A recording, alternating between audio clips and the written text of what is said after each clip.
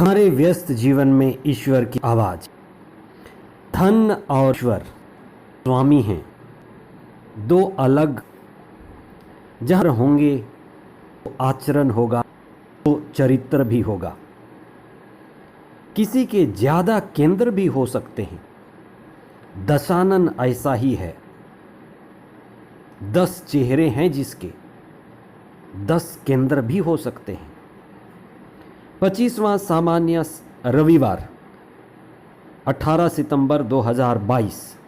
पहला पाठ नबी आमोस का ग्रंथ अध्याय 8 पद संख्याएं 4 से 7 तक। दूसरा पाठ तिमोथी के नाम संत पौलुस का पहला पत्र अध्याय 2 पद संख्याएं 1 से 8 तक। और संत लूकस का सुसमाचार अध्याय 16 पद संख्याएं 1 से 13 तक। हमारा मनुष्य जीवन प्रकृति से जुड़ा है और प्रकृति से हमारा सबसे पुराना और गहरा रिश्ता रहा है। आज हमें प्रकृति को देखना है, प्रकृति से सीखना है। प्रकृति हमारी माँ की तरह है। जैसे माँ है, वह हमारी सभी जरूरत की चीज़ों को पूरी करती है। इसीलिए कहा जाता है, nature provides everybody's need, does not provides for everybody's greed. प्रकृति सभी की जरूरतों को पूरी करती है, लेकिन जो लोभी हैं उनकी जरूरतें कभी पूरी नहीं की जा सकती। पृथ्वी पर मनुष्य ही एक ऐसा जीव है जो गरीब भी है, धनी भी है, जो धनी और गरीब के खाई में बटा हुआ है। पशु पक्षियों में, जीव जंतुओं में, कीड़े मकोड़ों में ना कोई धनी नजर आता है, ना कोई गरीब।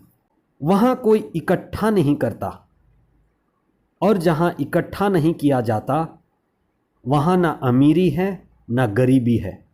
हमारा देश गरीब देश कहलाता है, थर्ड वर्ल्ड कंट्री। आज हम चिंतन करें कि ईश्वर हमारा सृष्टिकर्ता है, वह हमारा प्रेमी पिता है, जो हमें हमारी सभी जरूरतों को देता है। इस जगत में हमारे इस जीवन प्राप्त करने का उद्देश्य क्या है?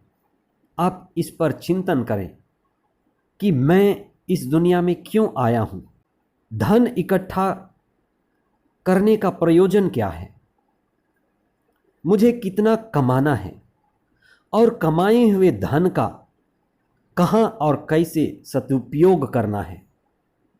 आज के पहले पाठ में नबी आमोस का धनियों के प्रति कठोर और बड़ा क्रांतिकारी शिक्षा है। नबी आमोस के समय समाज 2 भागों में बटा हुआ था।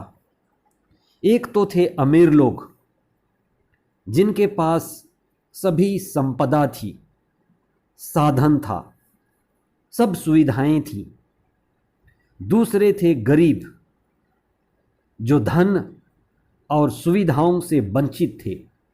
धनी और ही धनी होते जा रहे थे तथा गरीबों की हालत बद से बदतर होती जा रही थी। कहा जाता है, भारत में भी जब एक व्यक्ति अमीर बनता है तो 500 लोग गरीब बनते हैं।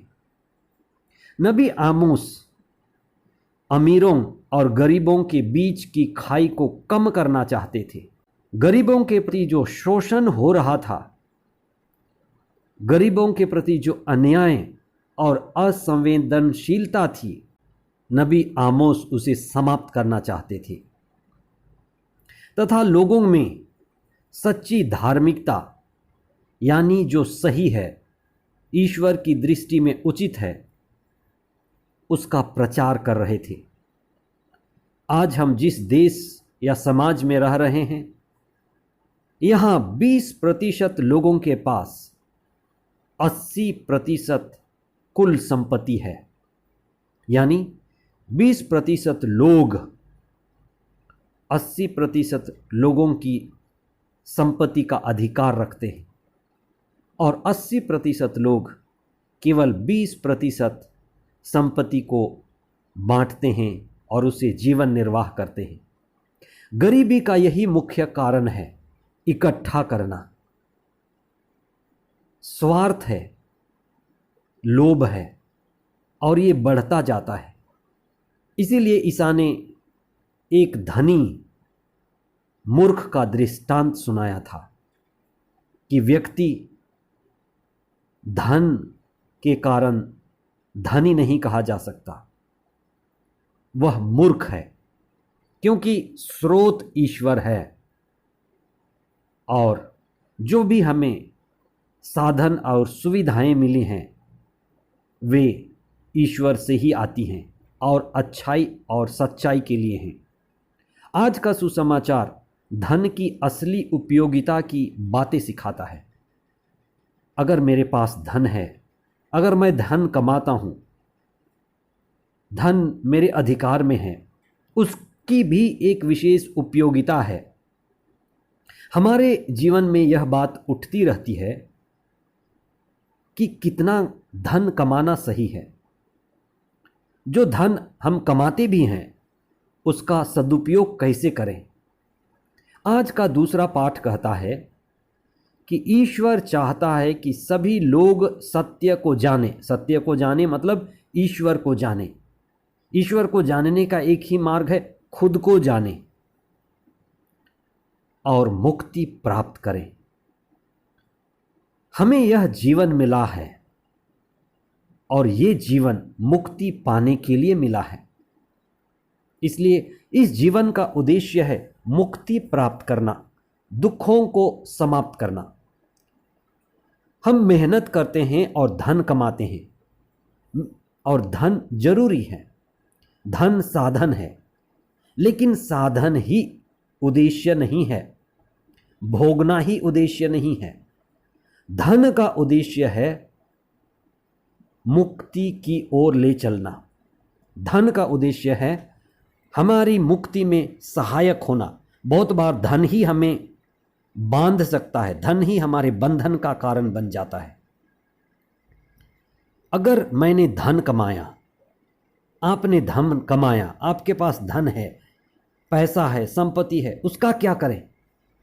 उसको ऊंचे से ऊंचे प्रयोजन में हमें खर्च करना है। सत्य को पाने के लिए, सत्य की स्थापना के लिए, धर्म की स्थापना के लिए, अच्छाई और सच्चाई के लिए, गरीबों को ऊपर उठाने के लिए, समाज कल्याण के लिए। धन भोग के लिए नहीं है। दो स्वामी होने का अर्थ क्या है? दो केंद्र होना। अगर हमारा दो केंद्र होगा तो हमारा दो चेहरा भी होगा। ज़्यादा स्वामी होंगे तो ज़्यादा चेहरा होगा। धन भी एक केंद्र, ईश्वर भी एक केंद्र, सुंदरता भी एक केंद्र, पद भी एक केंद्र।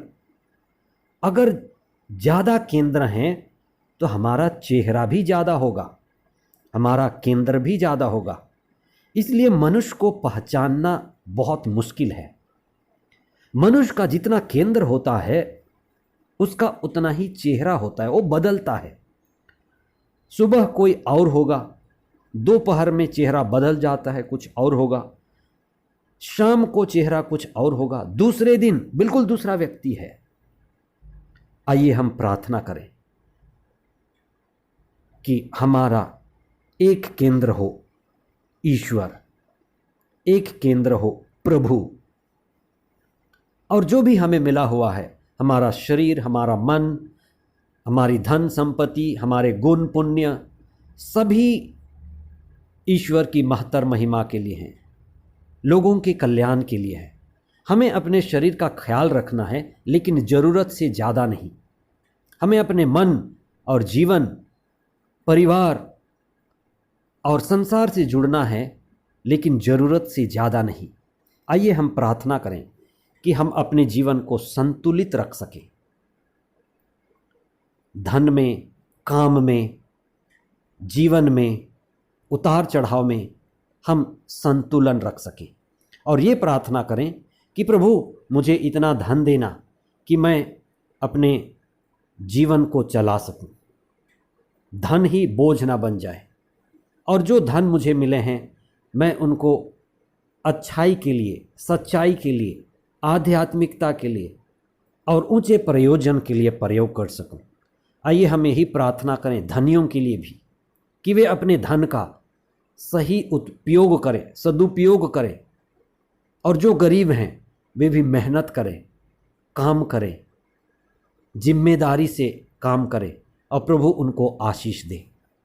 हे सर्वशक्तिमान पिता ईश्वर, धन्यवाद देते हैं हमारे जीवन के लिए। विशेष करके आपने हमें अपने प्रतिरूप बनाया है, हम पर अपनी प्राण फूंक दी है, हमें बुद्धि, विवेक, बोध और चेतना प्रदान की है। हम सभी धनियों के लिए प्रार्थना करते हैं कि वे अपने धन का सदुपयोग करें मानव कल्याण के लिए, गरीबों के लिए, उनके लिए जिनको धन की विशेष ज़रूरत है। हम प्रार्थना करें जिनके पास धन नहीं है वे मेहनत करें, वे भी धन पा सके, और जो धन हम पाए हैं हम उसका जिम्मेदारी पूर्वक सदुपयोग करें। आमीन।